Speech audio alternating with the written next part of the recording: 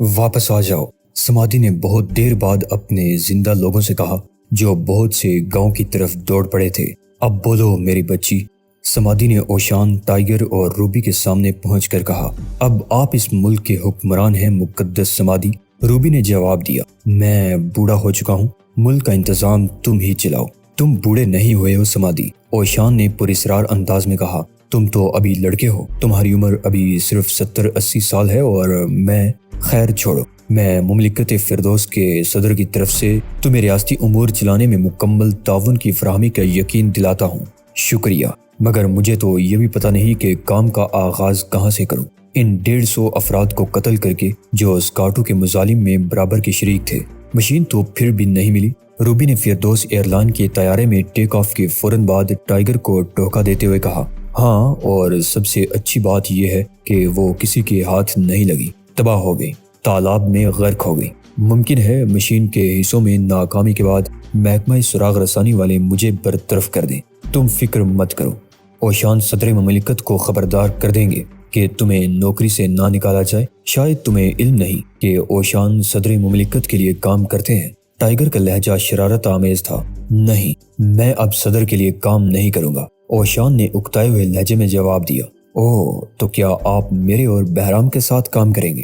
کیوں نہیں؟ اوشان کی آواز اونچی ہو گئی۔ فردوس کا صدر انتہائی احسان فراموش آدمی ہے، اس نے مشن کی کامیابی کے لیے مبارکباد کا ایک بھی پیغام نہیں بھیجا۔ اوہ، یہ بات ہے۔ ہاں، میں ایسے لوگوں کے لیے کام نہیں کرتا۔ بہرام کم سے کم احترام تو کرتا ہے، ہر مشن کے بعد مبارکباد تو دیتا ہے۔ بالکل درست لٹل فادر۔ روبی، اب تم بتاؤ کیا کرو گی؟ میں اپنی فیکٹری چلاتی رہوں گی اور کبھی موقع ملا تو اوشان اور تم سے مختلف فن سیکھوں گی، 40% کمیشن پر، اوشان نے فوراً کہا، اور اس پر روبی کی طرح ٹائیگر بھی کھلکھلا کر ہنس پڑا۔ اچانک ان کے کہے رک گئے۔ جہاز میں ایک خوفناک آواز گونجنے لگی تھی، جو جہاں ہے وہیں ساکت ہو جائے۔ کسی نے کوئی حرکت کرنے کی کوشش کی تو وہ اس کی زندگی کی آخری حرکت ثابت ہوگی۔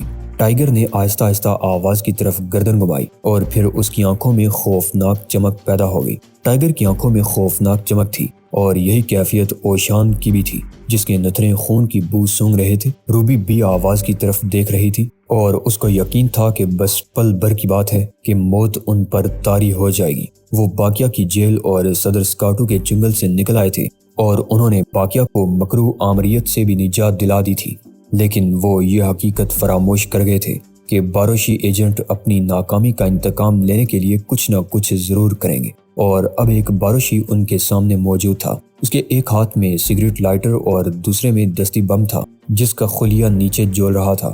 طیارے میں موجود ہر مسافر کو خطرے کا احساس تھا۔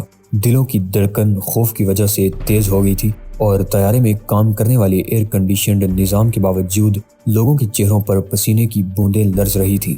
شدت خوف سے ہر مسافر کی حالت غیر تھی، لیکن صرف 3 افراد ایسے تھے جن کی دھڑکنیں نہ صرف معمول کے مطابق تھی بلکہ ان کے چہروں پر بم بردار کے لیے حقارت کے تاثرات بھی تھے۔ روبی کو یقین تھا کہ یہ شخص باروشی ایجنٹ ہی ہے اور باقیہ میں اپنی شکست کا انتقام لینے کے لیے طیارے کو ہائی جیک کرنا چاہتا ہے۔ ٹائیگر بھی یہی سوچ رہا تھا، لیکن اوشان کو اس کی حسیات بتا رہی تھی کہ یہ باروشی ایجنٹ نہیں ہے بلکہ اس شخص کی رگوں میں زہریلا خون دوڑ رہا تھا۔ کیا چاہتے ہو؟ ٹائیگر نے خونخوار لہجے میں پوچھا۔ اسے ڈر تھا کہ کہیں خوف کی ذاتی سے مسافروں میں شامل بچوں اور عورتوں کی حرکتیں قلب بند نہ ہو جائے۔ میں ایک برتر نسل کا نمائندہ ہوں، خوفناک چہرے والے سفید فام نے کہا۔ میں اعلان کرتا ہوں کہ اب یہ طیارہ میرے حکم کے مطابق چلے گا اور جہاں کہوں گا وہیں اترے گا۔ تم سب یرغمالی ہو اور تمہارا کس نسل سے تعلق ہے؟ شیطانی چہرے والے سفید فام، اوشان نے مخصوص مزاحیہ انداز میں پوچھا۔ بکواس مت کرو بوڑھے، تم جیسے زرد رو آدمی بھی سیاہ فاموں کی طرح زمین پر بوجھ ہیں، سفید فام بم بردار نے دانت پیستے ہوئے کہا اور ایک قدم آگے بڑھا۔ اب وہ روبی کے دائیں طرف پہنچ چکا تھا اور اس کی نظریں روبی پر مرتکز تھی۔ تمہارے چہرے سے ظاہر ہے کہ تم بھی کسی رنگدار جوڑے کی اولاد ہو۔ میں ایک سیاہ فام باپ اور ایک سیاہ فام ماں کی بیٹی ہوں، روبی نے غرا کر فخریہ لہجے میں کہا، اور اسی لمحے وہ ہوا جس کی توقع میں اوشان نے آنکھیں بند کر لی تھی۔ ٹائیگر کی دائیں ٹانگ فرش سے بلند ہوئی اور سفید فام انتہا پسند کے اس ہاتھ پر لگی جس میں بم دبا ہوا تھا۔ سفید فام غرا کر پلٹا، پھر خوفناک چیخ مار کر گرتا چلا گیا۔ اس کا بم والا ہاتھ کوہنی سے ٹوٹ کر جول رہا تھا۔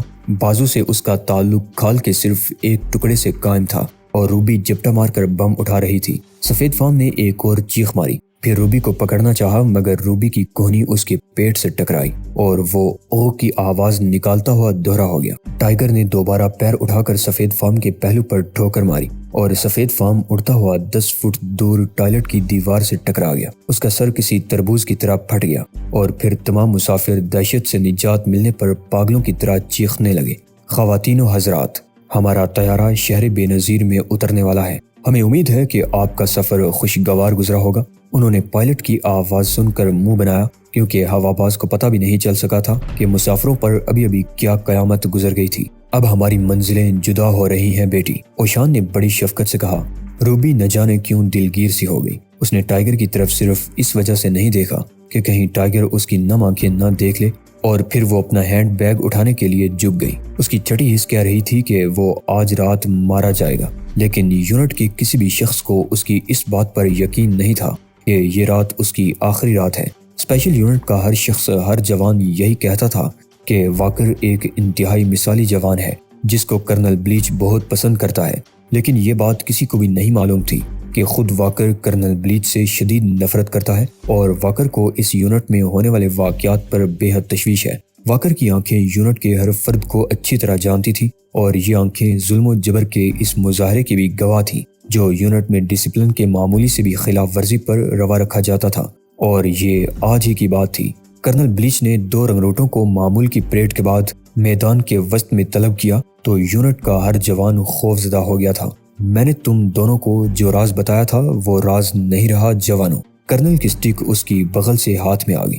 میں نے تمہیں جو کچھ بتایا تھا وہ کسی اور کی زبانی مجھ تک واپس پہنچ چکا ہے، اور اس کا مطلب یہ ہے کہ تم دونوں نے راز کو راز رکھنے کے ضابطے کی خلاف ورزی کی ہے۔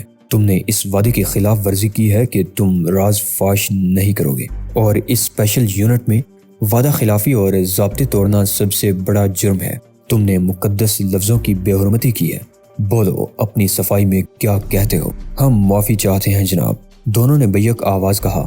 یقیناً، لیکن اب مسئلہ یہ ہے کہ میں اس بات پر کس طرح یقین کر لوں کہ اپنی زبان سے ادا ہونے والے لفظوں کی بے حرمتی کے مرتکب افراد واقعی خلوص دل سے معافی چاہتے ہیں۔ کرنل بلیچ نے اپنی سٹک لانگ بوٹ پر مارتے ہوئے کہا، تم جھوٹے ثابت ہوئے ہو، تم نے اپنے لفظوں کا تقدس کھو دیا ہے۔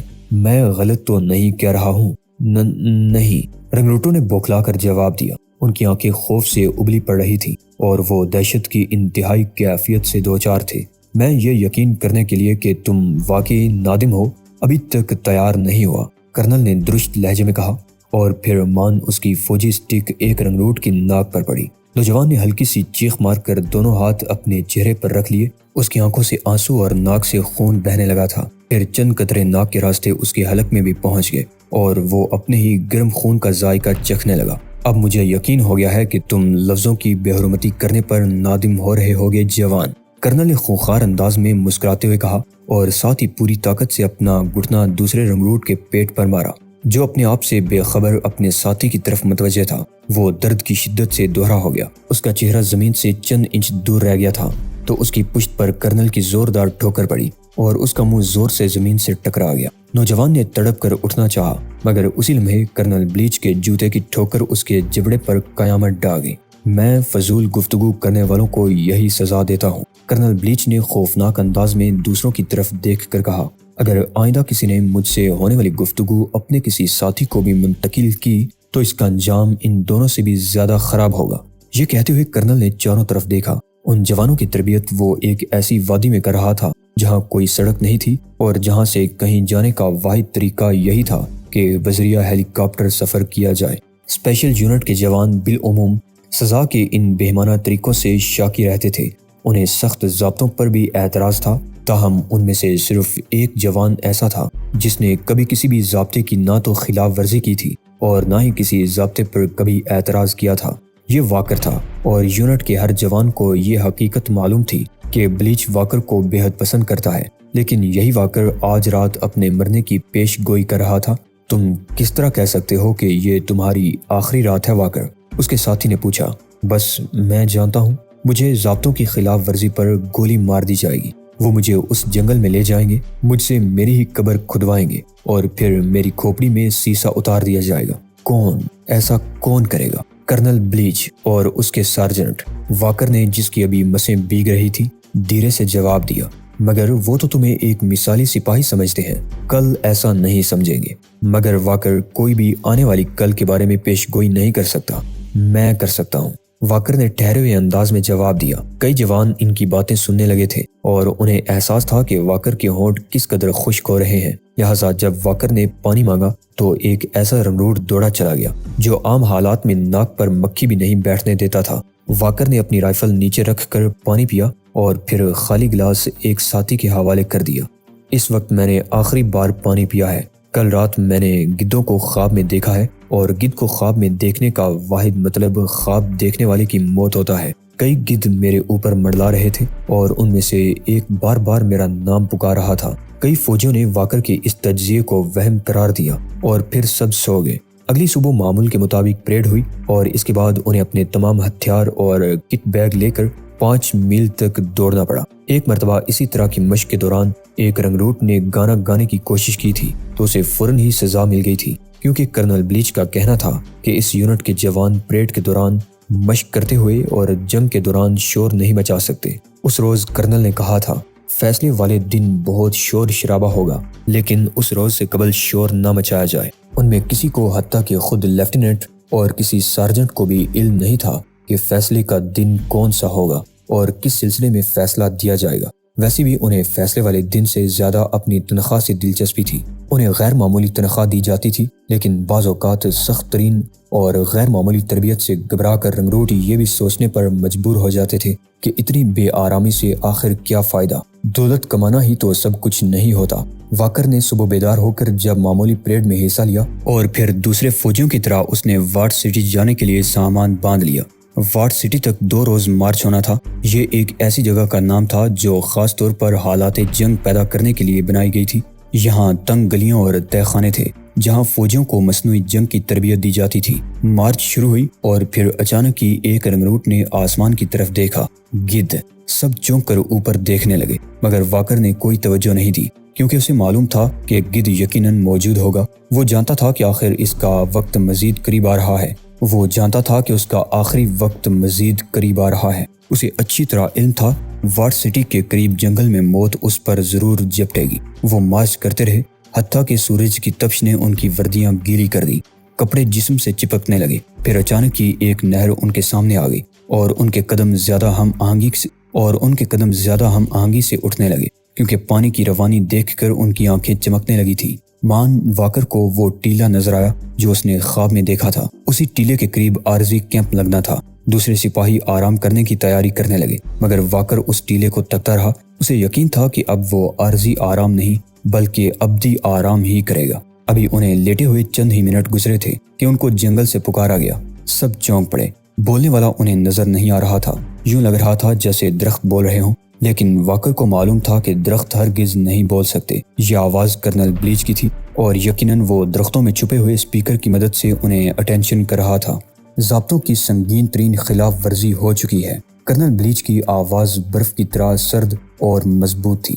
غداری اور بغاوت کا ارتکاب ہو چکا ہے۔ میں نے ہمیشہ تم لوگوں کی مدد کی، تمہارا ساتھ دیا، لیکن اس کے عوض مجھے کیا ملا؟ غداری۔ یہ تو بلیچ کی آواز ہے، ایک رنگروٹ نے کہا۔ خاموش رہو، ممکن ہے وہ تمہاری آواز سن لے، دوسرے نے سرگوشی کی۔ میری بات غور سے سنو، کرنل بلیچ نے للکارنے کے سے انداز میں کہا۔ تم میں سے ایک نے غداری کا سنگین جرم کیا ہے اور غداری کی سزا موت ہے۔ تم میں سے کوئی ایک اس سزا تک پہنچے گا۔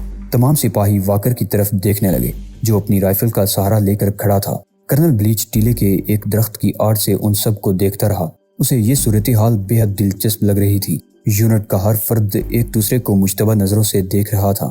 کرنل کو ڈسپلن بے حد پسند تھا اور اس وقت وہ یونٹ کے کسی ایک آدمی کو موت کی سزا دے کر دوسرے فوجیوں پر یہ تاثر چھوڑنے کا خواہاں تھا کہ غداری کی سزا صرف اور صرف موت ہوتی ہے۔ اس سے پہلے وہ رنگروٹوں کی ناک اور جبڑے توڑتا رہا تھا تاکہ وہ ڈسپلن کے پابند رہیں، لیکن اس نے کبھی کسی کی ٹانگ یا ہاتھ نہیں توڑا تھا، کیونکہ اسے معلوم تھا کہ ہاتھ پیر ٹوٹنے کے بعد وہ جوان ناکارہ ہو جائے گا۔ غدار! کرنل بلیچ نے اس مرتبہ داڑ کر کہا، ہم سے غداری کی گئی ہے، سنگین ترین غداری ہوئی ہے۔ یہ کہتے ہوئے اس کا ذہن الجھنے لگا، کیونکہ نہ جانے کیوں تمام فوجی اس کے مثالی جوان واکر کو گو رہے تھے۔ سنو، غداری کی مثال سنو۔ ایک خط کسی غدار نے لکھا ہے، میں تمہیں اس غلیظ غدار کے جملے سناتا ہوں۔